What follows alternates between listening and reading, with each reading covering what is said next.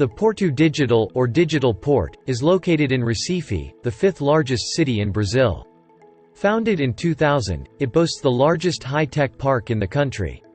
According to President of Porto Digital Pierre Lucena, more than 350 high-tech companies from home and abroad have been attracted to the park, in addition to industrial incubators and scientific research institutions with around 15,000 employees in total. He also said the port hopes to develop partnerships with Chinese companies. Bom, nós gostaríamos muito de ter uma empresa chinesa instalada aqui no Porto Digital, produzindo tecnologia e, além disso, com a possibilidade de internacionalizar os próprios produtos produzidos aqui.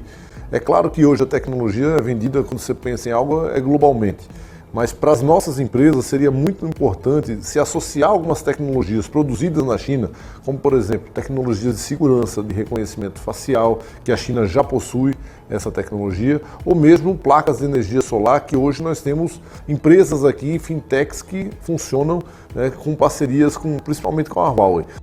Yan Eveqing, China's Consul General in Recife, said that companies from both China and Brazil can boost cooperation in a number of sectors.